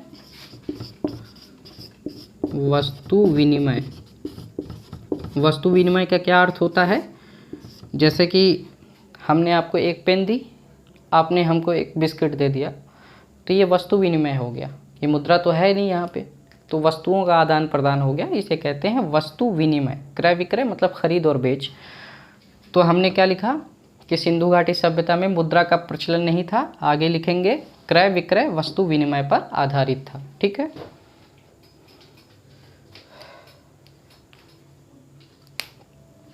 आगे लिखेंगे आंतरिक एवं बाह्य आंतरिक एवं बाह्य व्यापार के प्रमाण मिले हैं। नेक्स्ट पॉइंट में आप लिखेंगे आंतरिक एवं बाह्य व्यापार के प्रमाण मिले हैं। आंतरिक एवं बाह्य व्यापार के प्रमाण मिले हैं। आंतरिक मतलब क्या होगा? आंतरिक मतलब मान लीजिए ये हड़प्पा स्थल है, यहाँ पे मोहनजोदड़ो है, यहाँ पे चन्हूदड़ो है, यहाँ पे लोथल है। तो इन सब में जो व्यापार होगा ये आंतरिक व्यापार होगा। फिर हड़प्पा से बहुत दूर है मेसोपोटामिया, जो एक अलग क्षेत्र में, एक अलग कॉन्टिनेंटल पे भी है। तो ये क्या हो गया? मेसोपोटामिया बाह्य व्यापार हो गया। ठीक है। आंतरिक व्यापार का मतलब सिंधु घाटी सभ्यता अपने स्थलों और नगरों के बीच व्यापार कर रहे हैं, उनका मतलब होता है आंतरिक व्यापार। बाह्य व्यापार होता है मेसोपोटामिया से। अब उसके हम वो लिखेंगे। पहले हम आंतरिक व्यापार, आपने लिखा कि आंतरिक व्यापार व बाह्य, आंतरिक व बाह्य व्यापार दोनों के प्रमाण मिले हैं, आपने लिख लिया। अब हम आपको बताते हैं। अब हम आंतरिक व्यापार में देखेंगे। आंतरिक व्यापार ऐसे लिख लेंगे तो जल्दी याद भी हो जाएगा, हमको ज़्यादा समस्या भी नहीं होगी। टिन कहाँ से मिला है?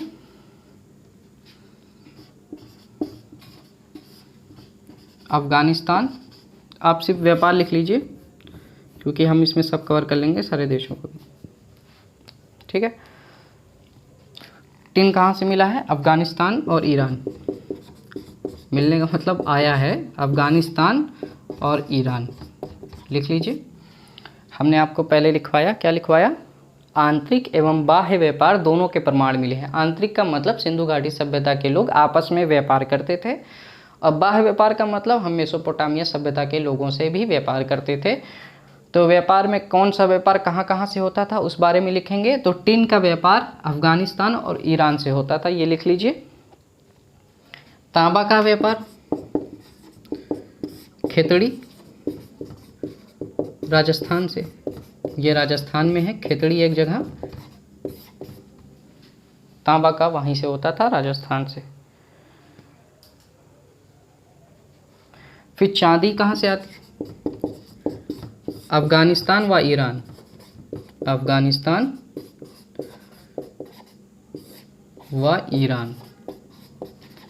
ठीक है, आप लिख लीजिए चांदी अफगानिस्तान व ईरान। ठीक है। सोना,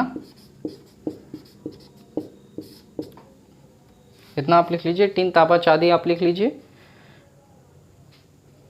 सोना ये कहाँ से? ये भी अफगानिस्तान व दक्षिण भारत। दक्षिण भारत में आज भी आप देखेंगे, ज्योग्राफी जब हम पढ़ाएंगे तो उसमें आप देखेंगे कि सोने की खानें मुख्यतः दक्षिण भारत में पाई जाती हैं, भारत में।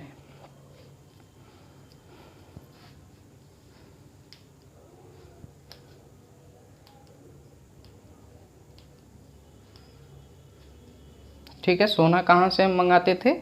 ये आयात हो रहा है, इंपोर्ट। एक्सपोर्ट का मतलब निर्यात होता है। पहले आप ये भी समझ लीजिए। आप आयात और निर्यात क्या होता है? आयात व निर्यात।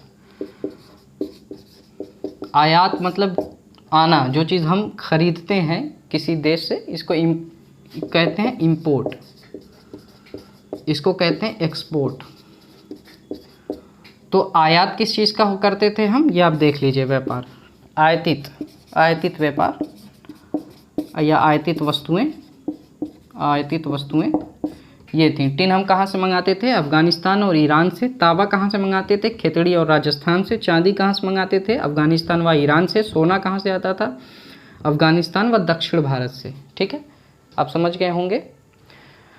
फिर एक और धातु है सीसा। ये अफगानिस्तान, ईरान।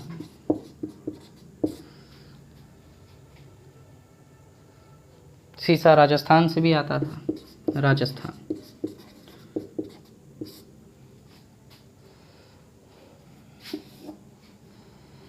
ठीक है। सीसा कहाँ कहाँ से आता था? अफगानिस्तान, ईरान और राजस्थान से।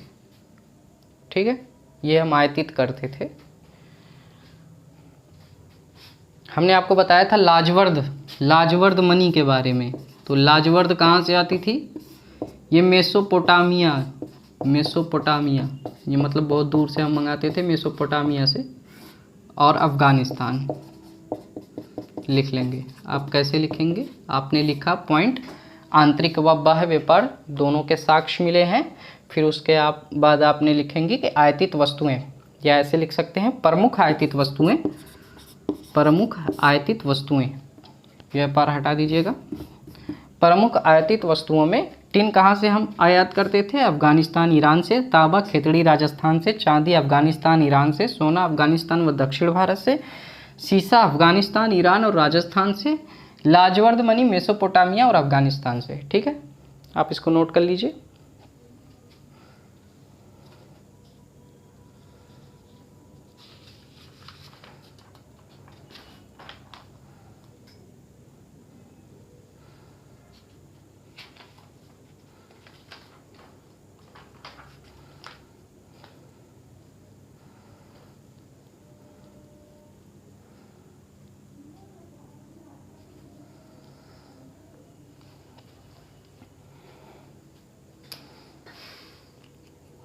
अब आप एक चार्ट बनाएंगे, जैसे कि हमने ये याद कर लिया, कभी पूछ लेगा कि टिन तांबा चांदी सोना कहाँ से।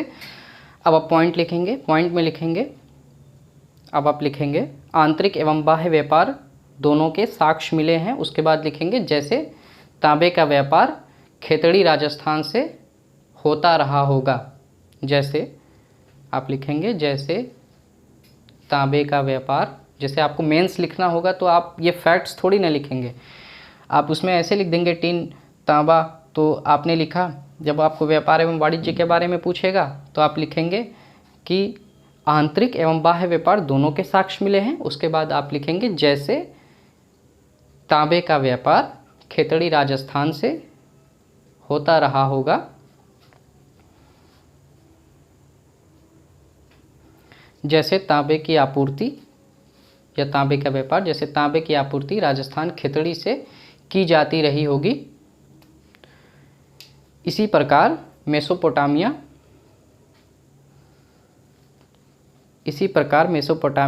की कुछ वस्तुएं हड़प्पाई शहरों, इसी प्रकार मेसोपोटामिया की कुछ वस्तुएं हड़प्पाई शहरों व कुछ हड़प्पाई वस्तुएं मेसोपोटामिया शहरों से मिली हैं। मेसोपोटामिया के शहरों से मिली है। हम उसी चीज़ का फिर से जिक्र करेंगे। मेसोपोटामिया आगे लिखेंगे, मेसोपोटामिया लेख में भी हड़प्पा, मेसोपोटामिया लेख में भी हड़प्पा, हड़प्पा, यह हड़प्पा आपने लिखा। मेसोपोटामिया मेलुहा आप लिखेंगे ब्रैकेट में मेलुहा, वहाँ इस शब्द का उल्लेख है मेलुहा का। तो आप लिखेंगे मेसोपोटामियाई लेख में भी हड़प्पा ब्रैकेट में मेलुहा से व्यापार का उल्लेख किया गया है, से व्यापार का उल्लेख किया गया है, से व्यापार का उल्लेख किया गया है। ठीक है, मिटा दें, आपने लिख लिया होगा। आगे चलेंगे सिक्कों के बारे में। सिक्के, वैसे तो वस्तु विनिमय था, सिक्के तो नहीं होने चाहिए, फिर भी हम देखेंगे उस बारे में।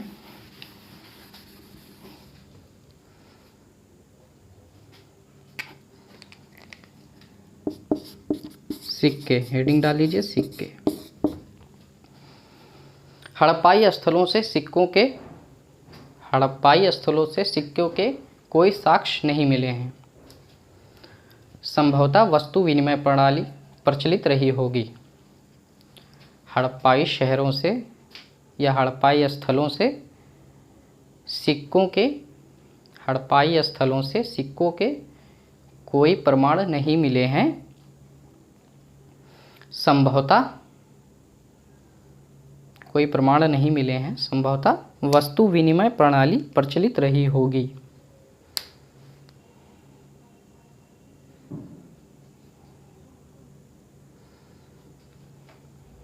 अब आप एक सिक्के हो गया हमारे, अब कुछ नोट में लिखेंगे। नोट, नोट करके लिखेंगे, नोट लिखेंगे। साक्ष्यों से नौ परिवहन, साक्ष्यों से नौ परिवहन, साक्ष्यों से नौ परिवहन, बैलगाड़ी, इक्का गाड़ी इत्यादि के परिचालन की जानकारी मिलती है।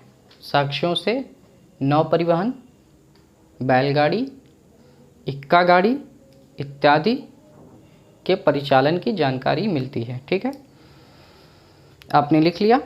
अब इसमें साक्ष्य लिख लेंगे कि कहाँ कहाँ से मिली है। तो आप लिखेंगे दाइमाबाद में कांसे की निर्मित बनी इक्का गाड़ी मिली है। आपने लिखा साक्ष्यों से नौ परिवहन, बैलगाड़ी, इक्का गाड़ी इत्यादि के परिचालन की जानकारी मिलती है। एग्जाम्पल में आप लिखेंगे दाइमाबाद से कांसे की निर्मित इक्का गाड़ी मिली है। दाइमाबाद से कांसे की निर्मित इक्का गाड़ी मिली है।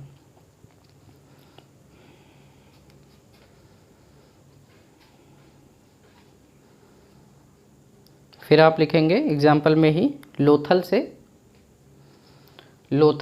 पक्की ईंटों द्वारा निर्मित विशाल डॉकयार्ड मिलता है।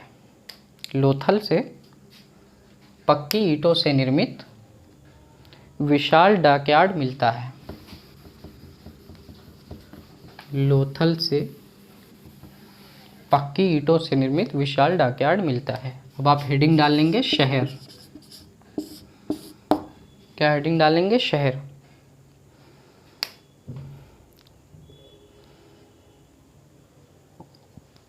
आप लिखेंगे हड़प्पा सभ्यता भारतीय उपमहाद्वीप में, हड़प्पा सभ्यता भारतीय महाद्वीप में प्रथम नगरीय सभ्यता थी। हड़प्पा सभ्यता भारतीय उपमहाद्वीप में प्रथम नगरीय सभ्यता थी।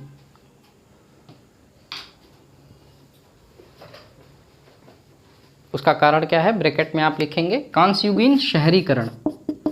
जहाँ ने आप लाइन पूरी की है आपने, कांस्ययुगीन लिख लेंगे और शहरीकरण उसका कारण है। ठीक है, यहाँ के शहरीकरण को देखकर, और ये कांस्ययुगीन सभ्यता है, कांस्य का उपयोग हो रहा है, बड़ी मात्रा में हो रहा है, हर चीज़ में हो रहा है, तो आप लिखेंगे कांस्ययुगीन और शहरीकरण।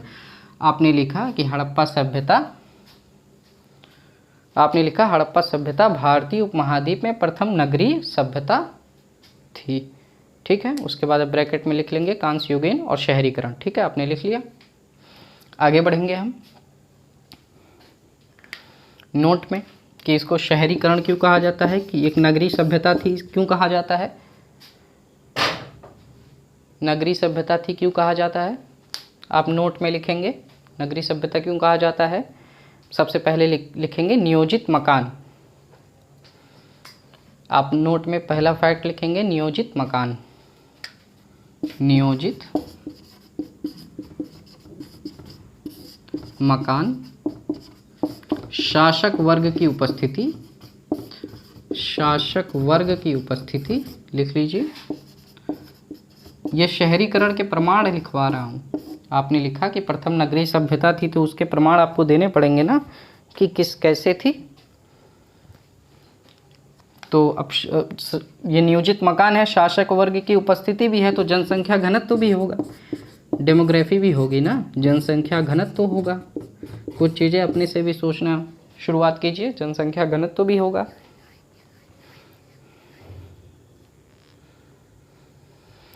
फिर शहरीकरण का सबसे बड़ा जो एग्जाम्पल होता है कि गैर कृषि कार्यों में कितने लोग लगे हुए हैं। जैसे हम किसी चीज़ को गांव क्यों कहते हैं कि गांव के ज़्यादा लोग एग्रीकल्चर पर डिपेंड होते हैं, तो उसको गांव कहा जाता है। ठीक है, शहर का मतलब होता है गैर कृषि कार्यों में संलग्न। तो आप लिखेंगे नेक्स्ट गैर कृषि कार्यों में संलग्न, गैर कृषि कार्यों में संलग्न, गैर कृषि कार्यों में संलग्न आबादी, गैर कृषि कार्यों में संलग्न आबादी। समझ रहे हैं कि आप किसी को नगरीय सभ्यता कह रहे हैं, तो नगर में तो कृषि एग्रीकल्चर उतना होता नहीं है। तो गैर कृषि कार्यों में अभी हमने देखा था कि इतनी सारी वस्तुएं आयातित हो रही हैं। हमने मेसोपोटामिया में देख लिया कि हड़प्पा की कुछ वस्तुएं मेसोपोटामिया में मिल रही है, मेसोपोटामिया के लेख में मेलुहा का जिक्र है। तो हमारा व्यापार बहुत बड़ा था, हम मनके बना रहे थे, सिलखड़ी से निर्माण कर रहे थे मुहरों का, और नर्तकी की मूर्ति बना रहे थे, पशुपतिनाथ की मूर्ति बना रहे थे, खिलौने बना रहे थे, और सूती वस्त्र हमारे पास था। विश्व में सबसे पहले कपास का उत्पादन सिंधु घाटी सभ्यता के लोगों ने किया। तो सूती वस्त्र का उत्पादन, और इसको भेजा भी जा रहा होगा, निर्यात भी किया जा रहा होगा बहुत जगह, तो इसके वजह से इसको नगरीय सभ्यता कहा जाता है। ठीक है। गैर कृषि कार्यों में संलग्न आबादी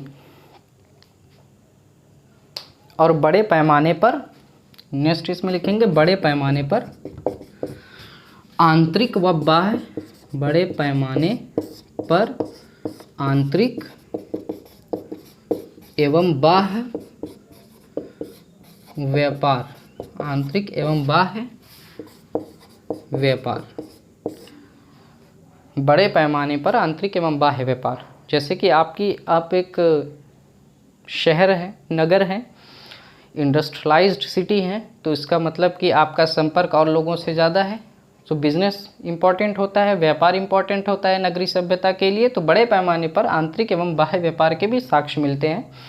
तो इस वजह से हम इसको प्रथम नगरीय सभ्यता भारतीय उपमहाद्वीप की कहते हैं। ठीक है। इसके बाद आप लिख लेंगे, अब हमने देखा कि नियोजित मकान है, यहाँ पर शासक वर्ग की उपस्थिति है, जनसंख्या घनत्व है, गैर कृषि कार्यों में संलग्न आबादी है, बड़े पैमाने पर आंतरिक एवं बाह्य व्यापार है। इस कारण इसे शहरी सभ्यता या नगरीय सभ्यता कहा जाता है। इस प्रकार इसे शहरी सभ्यता या नगरीय सभ्यता कहा जाता है। आगे हम क्या पढ़ेंगे? हड़प्पाई समाज। हमने अर्थव्यवस्था देख ली, अब समाज देखेंगे। हड़प्पाई समाज कैसा था? हड़प्पाई समाज, हड़प्पाई समाज। ठीक है, हेडिंग डाल लीजिए, हड़प्पाई समाज।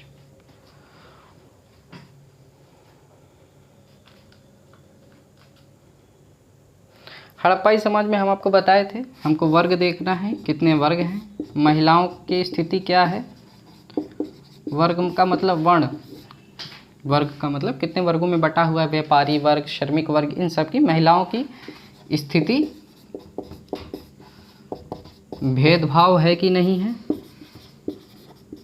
जादू टोना जैसी चीज़ है कि नहीं है, इन सब चीज़ों को देखेंगे। ठीक है, और भी आप इसको एलेबरेट कर सकते हैं। खान पान, खान पान कैसा है, इसको आप नोट कर लेंगे। हड़प्पाई समाज, इसको ब्रैकेट में करके नोट कर लीजिएगा, आपको ये याद रहेगा, तभी तो मेंस में आप अच्छा क्वेश्चन, अच्छा आंसर लिख पाएंगे। वर्ग कि कितने वर्गों में बटा हुआ है, महिलाओं की स्थिति क्या है, भेदभाव, जादू टोना, खान पान, शिक्षा, पहनावा इत्यादि। किसी भी टॉपिक में किसी भी समाज को पढ़ने के लिए, जैसे इतिहास का मतलब क्या होता है, जब हम किसी समाज के बारे में पढ़ते हैं, उस कालखंड के बारे में पढ़ते हैं, तो अगर आप उस कालखंड के बारे में, समाज के बारे में दे देगा, ये हड़प्पाई समाज, हम हड़प्पा सभ्यता पढ़ रहे हैं, इसी के रेफरेंस में ये इंपॉर्टेंट नहीं है। जब आप आगे बढ़ेंगे वैदिक समाज, वहाँ भी हम समाज के बारे में पढ़ेंगे, तो वहाँ भी यही देखेंगे, इन्हीं बिंदुओं पर चर्चा करेंगे कि वर्ग क्या है, महिलाओं की स्थिति क्या है, भेदभाव की स्थिति है, जादू टोना है या खान पान, शिक्षा, पहनावा इत्यादि है कि नहीं है।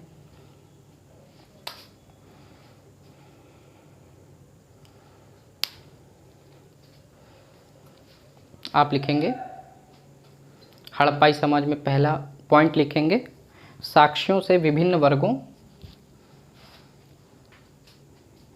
साक्ष्यों से विभिन्न वर्गों के प्रमाण के साक्ष्य मिलते हैं, साक्ष्यों से विभिन्न वर्गों के प्रमाण के साक्ष्य मिलते हैं, जैसे शासक शासित,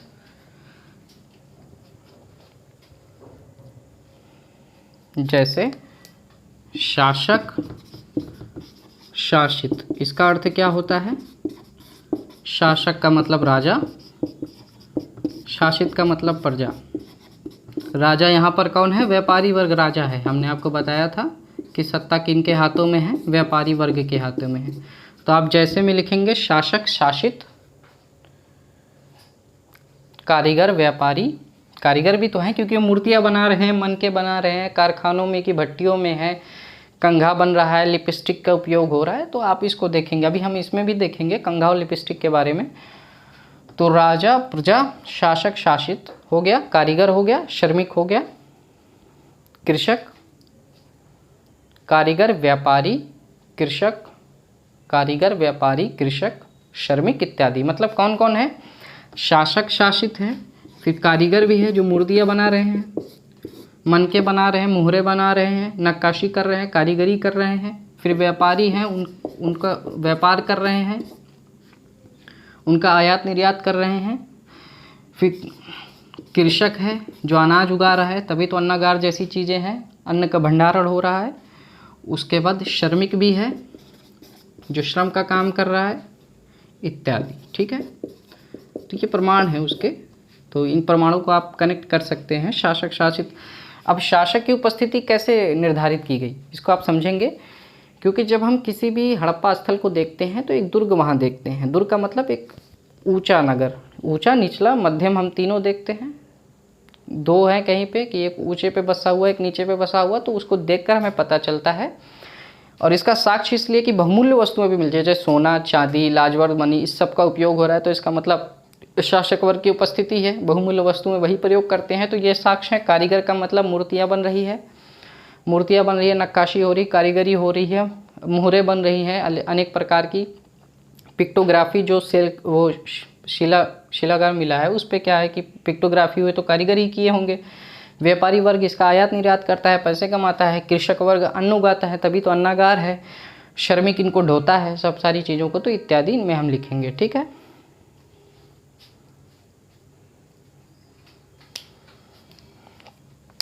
हमने लिख लिया। वर्ग कितने हैं, वर्ग को बांट लिया। हम भेदभाव देखेंगे, भेदभाव का दूसरा पॉइंट लिखेंगे आप। इसमें पहला पॉइंट आपने लिख लिया, दूसरा पॉइंट लिखेंगे परमाणु के आधार पर। परमाणु के आधार पर समाज में भेदभाव की उपस्थिति या अनुमान लगाया जा सकता है। परमाणु के आधार पर, परमाणु के आधार पर समाज में भेदभाव की उपस्थिति या अनुमान लगाया जा सकता है। ठीक है, अब उसका एग्जाम्पल हम देंगे कि भाई अब भेदभाव है तो भेदभाव कैसे है, आपने कैसे मान लिया कि भेदभाव है। चलिए उसको भी देखते हैं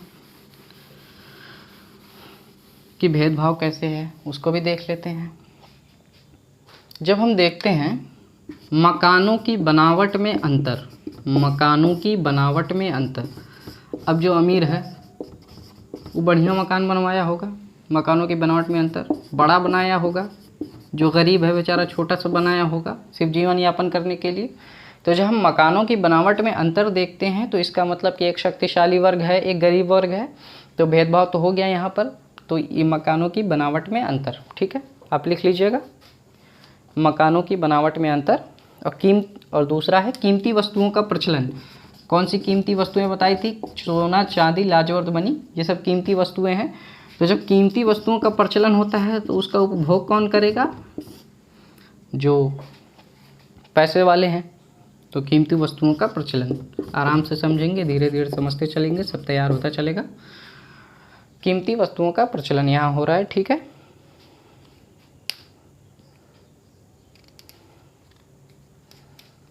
हमने भेदभाव देख लिया। महिलाओं की स्थिति देखेंगे।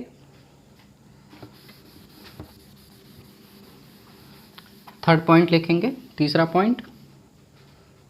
पॉइंट आप लिखेंगे बड़ी संख्या में महिलाओं से संबंधित मिट्टी की,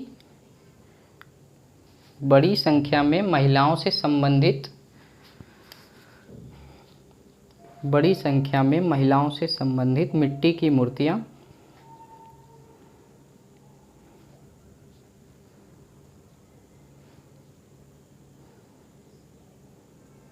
इस बात का प्रमाण है कि मिट्टी की मूर्तियां इस बात का प्रमाण है कि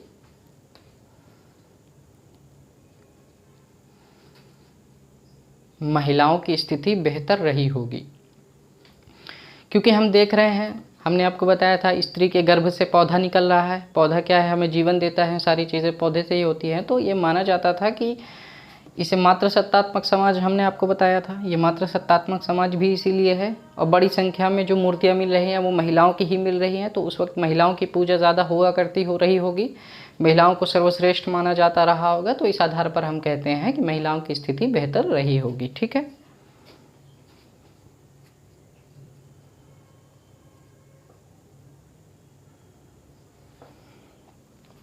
और आभूषणों में विविधता, उसी में आगे लिखेंगे, और आभूषणों में विविधता और श्रृंगार जैसी, और आभूषणों में विविधता एवं श्रृंगार के प्रति लगाव, और आभूषणों में विविधता, आभूषणों में विविधता और श्रृंगार के प्रति लगाव,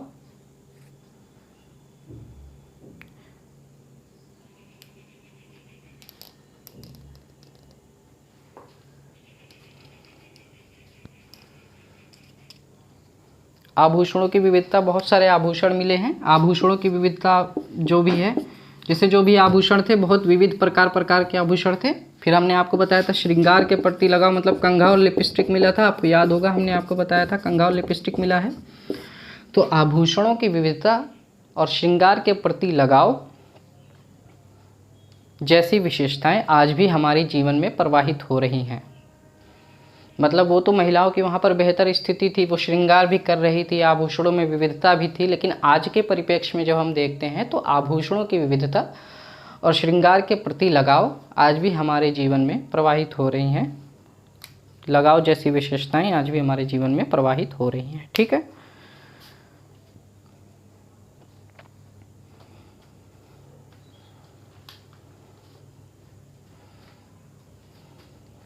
हमने लिख लिया यहाँ तक, आगे लिखेंगे नेक्स्ट पॉइंट।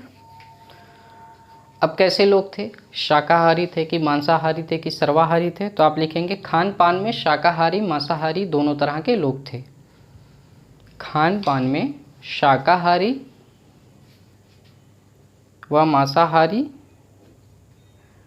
दोनों प्रकार के लोग या दोनों प्रकार का प्रचलन था।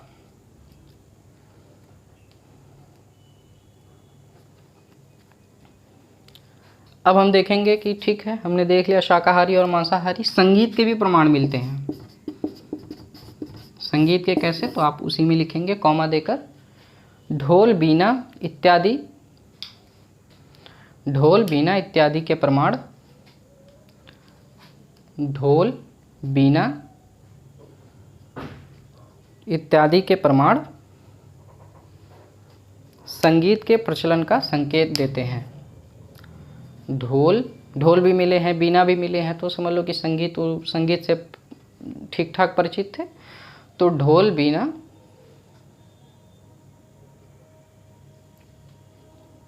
आपने लिखा इत्यादि के प्रमाण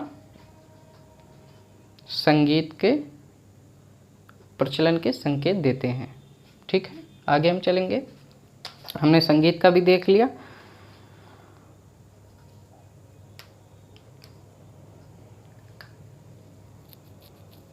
लिख लिया आपने। पक्की ईंटों का,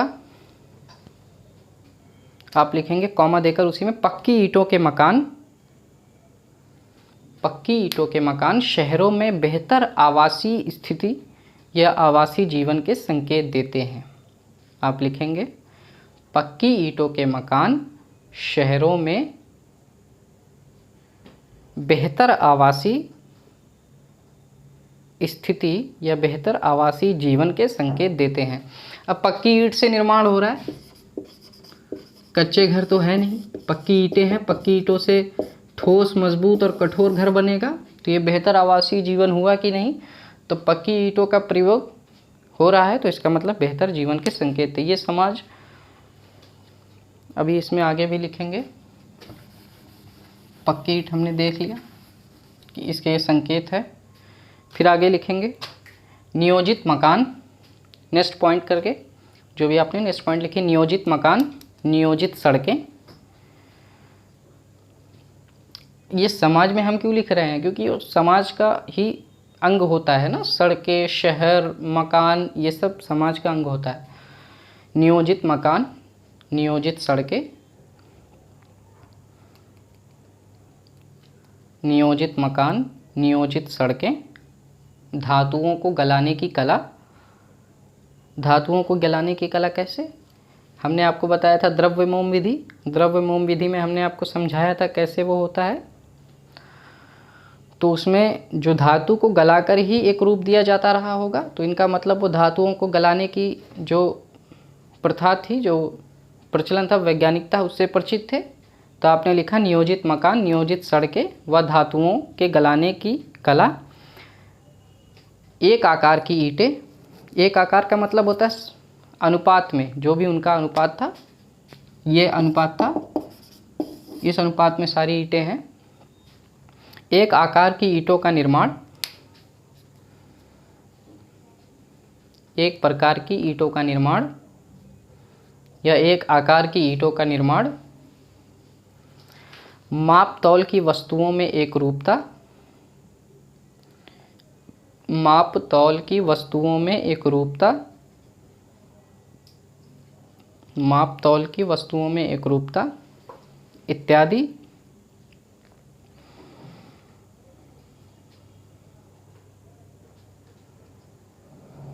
इत्यादि।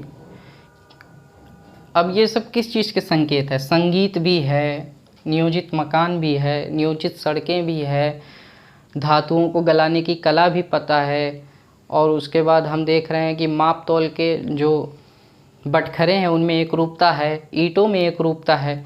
तो ये लिखेंगे, इत्यादि के बाद लिखेंगे किसी न किसी रूप में या किसी न किसी प्रकार की वैज्ञानिक शिक्षा के प्रचलन का संकेत देते हैं।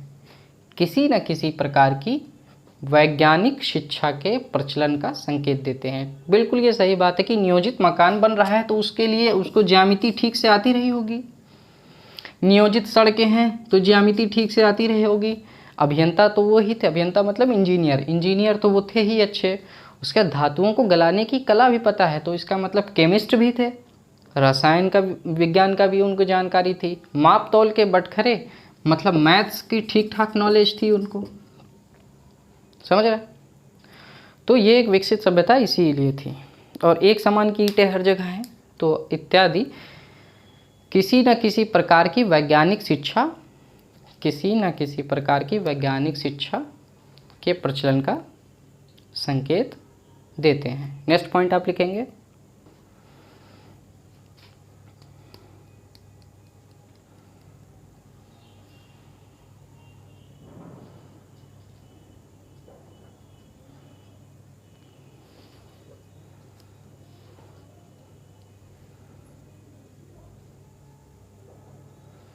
अब हम लिखेंगे इसी में अंत्योष्टि के प्रकार। हेडिंग नाम लीजिए, अंत्योष्टि के प्रकार। अंत्योष्टि का मतलब समझते हैं ना, जब कोई मर जाता है तो उसका अंतिम संस्कार कैसे किया जाता है। अंत्योष्टि के प्रकार हेडिंग डाल लेंगे। इसमें लिखेंगे हड़प्पाई शहरों में अंतिम संस्कार के विविध रूप मिलते हैं। हड़प्पाई शहरों में अंतिम संस्कार के, ये हेडिंग डाल लेंगे अंत्योष्टि के प्रकार। तो उसमें लिखेंगे हड़प्पाई शहरों में अंतिम संस्कार के विविध रूप देखने को मिलते हैं, जैसे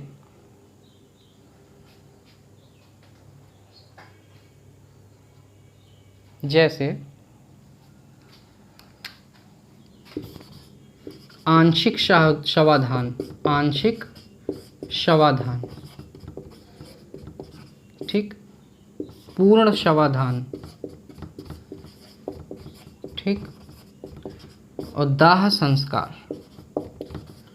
यह अंत्योष्टि की 3 विधियां होती हैं। ये तीनों से सिंधु घाटी के सभ्यता के लोग भली भांति परिचित थे, ठीक है। उनका अंतिम संस्कार कैसे हो रहा है ये भी उनको पता है कि कोई किसी की मृत्यु हो जाती है।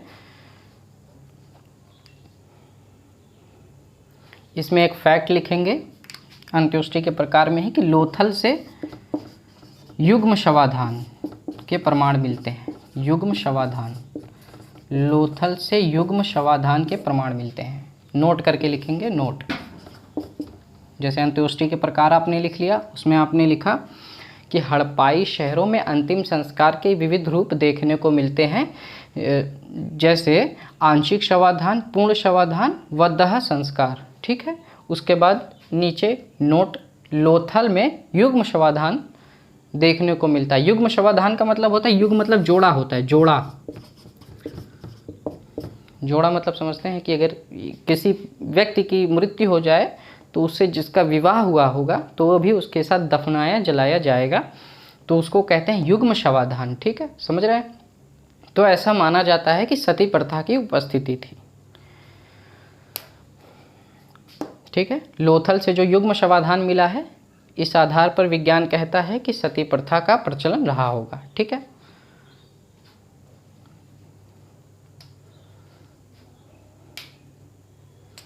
एक और फैक्ट लिखेंगे, रोपड़। रोपड़ हमने कहाँ बताया था आपको? पंजाब में। मालिक के साथ कुत्ते के दफनाने के साक्ष्य मिले। मालिक के साथ कुत्ते को दफनाने के साक्ष्य, मालिक के साथ कुत्ता। ठीक है, मालिक के साथ कुत्ते को दफनाने के साक्ष्य मिले हैं। ठीक है, हमने देखा कि भाई अब किसी की मृत्यु भी हो जा रही है तो वो लोग, हड़प्पाई लोग किस तरह से उनका कर रहे हैं अंतिम संस्कार। हमने देखा कि हड़प्पाई शहर के लोग विविध रूप जानते थे, जिनमें आंशिक शवाधान, पूर्ण शवाधान और दाह संस्कार तीनों शामिल हैं। फिर लोथल में हम युग्म शवाधान भी देखते हैं, मतलब जोड़ों को एक साथ दफनाने का साक्ष्य भी हमको मिला है, तो विज्ञान कहता है ये सती प्रथा का साक्ष्य है। ठीक है। उसके बाद हम देखते हैं रोपड़, जो पंजाब में है, ये तो लोथल गुजरात में है, ये रोपड़ पंजाब में है। मालिक के साथ कुत्ता दफनाने का भी साक्ष्य है। ठीक है।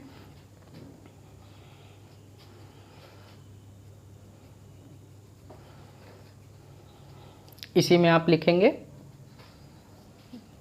ये जो अंत्योष्टि के आप पॉइंट लिख रहे थे उसे मैं ऐसे करके लिखेंगे। इसी प्रकार अलग अलग प्रजातियों की उपस्थिति, इसी प्रकार अलग अलग प्रजातियों की उपस्थिति, आप लिखेंगे इसी प्रकार अलग अलग प्रजातियों की उपस्थिति, विविधता में एकता, जो आज भी हमारे भारत का अटूट अंग है, वो सिंधु घाटी सभ्यता से ही चला आ रहा है कि डाइवर्सिफाइड सोसाइटी थी, डाइवर्सिटी थी सोसाइटी में वर्ग के आधार पर, और डाइवर्सिटी थी लेकिन सहिष्णु लोग थे। तो आप लिखेंगे विविधता में एकता, विविधता में एकता कामा सहिष्णुता के साथ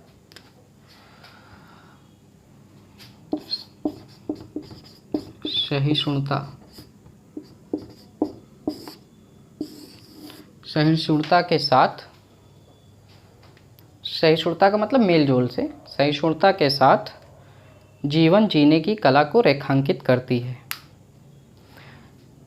मतलब सिंधु घाटी सभ्यता के लोगों को सहिष्णुता के साथ जीवन जीने की कला को रेखांकित करती है। चलिए हम आगे देखेंगे, ये हमारा हो गया। अब हम आगे देखेंगे, एक और पॉइंट लिखेंगे, उसके बाद इसको समाप्त करेंगे हड़प्पा समाज को, उसके बाद हम कला देखेंगे। ठीक है। मेंस में अभी आप अर्थव्यवस्था पढ़ ही चुके हैं, समाज हम पढ़ रहे थे।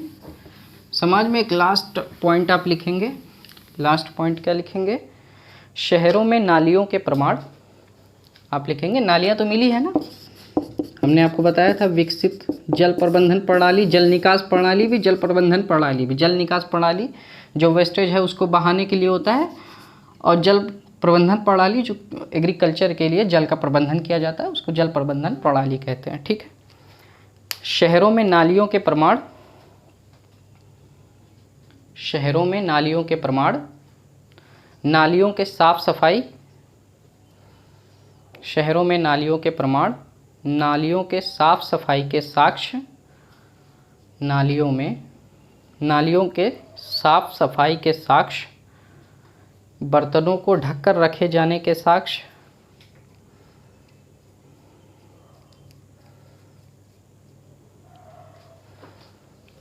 जैसे नालियां हैं, शहरों में नालियाँ हैं, नालियों को ढककर रखा जाता है, उसकी साफ़ सफाई भी होती है। बर्तनों को ढककर भी रखा जाता है। तो बर्तनों को ढककर रखे जाने के साक्ष्य इत्यादि के आधार पर आप लिखेंगे, इत्यादि के आधार पर स्वास्थ्य के प्रति जागरूक, स्वास्थ्य के प्रति जागरूक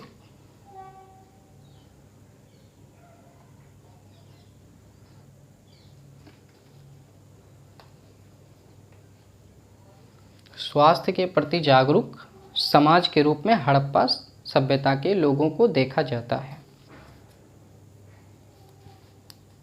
शहरों में नालियों के प्रमाण, नालियों को ढके जाने के प्रमाण, बर्तनों को ढक कर रखने के प्रमाण इत्यादि के आधार पर स्वास्थ्य के प्रति जागरूक समाज के रूप में हड़प्पा वासियों को देखा जाता है। स्वास्थ्य के प्रति जागरूक समाज के रूप में हड़प्पा वासियों को देखा जाता है। ठीक है।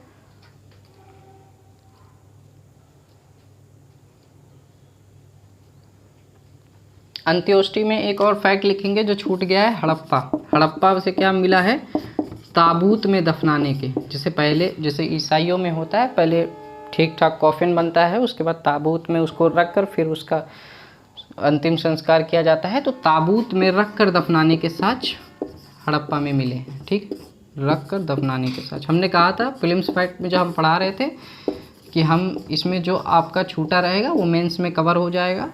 ठीक है, तो वो मेंस में आपका कवर हो रहा है। यही सब आपको एक एक टॉपिक एक साथ पढ़ते हुए चलते रहना है। ठीक है।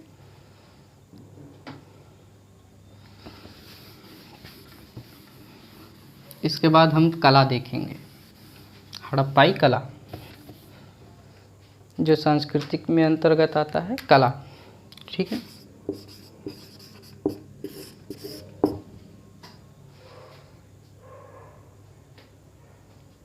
समय कितना हुआ?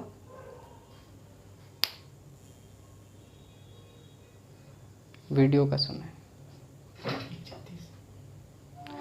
ये देखिए, पहले ही 1.5 घंटे का वीडियो हो गया। मुझे लगता है एक और वीडियो में इसको कवर करना पड़ेगा, समय ज़्यादा हो गया है, तो इसलिए हम आपसे विदा लेते हैं। नेक्स्ट में मिलेंगे। थोड़े बहुत टॉपिक मेंस के बचे हुए हैं, 4-5 टॉपिक, उसको हम ख़त्म करेंगे। फिर हम प्रश्नों की चर्चा करेंगे। उसके बाद हम इंटर करेंगे वैदिक समाज में। वैदिक समाज के ठीक पहले हम थोड़ा सा ताम्र पाषाणिक संस्कृतियों के बारे में पढ़ेंगे। तो हम आपसे विदा लेते हैं। बहुत बहुत धन्यवाद आपका। आइसोलॉजी में बने रहिएगा और ज़्यादा से ज़्यादा, अधिक से अधिक अपने दोस्तों को शेयर करिए जो यूपीएससी, यूपीपीसीएस, बीपीएससी और या वनडे एग्ज़ाम जैसे समीक्षा अधिकारी जैसे एग्ज़ाम को फॉलो कर रहे हैं। उनको आप शेयर करिए और ज़्यादा से ज़्यादा लोगों को जोड़िए। ठीक है, लाइक कर दीजिएगा, सब्सक्राइब कर दीजिएगा। धन्यवाद। जय हिंद, जय भारत।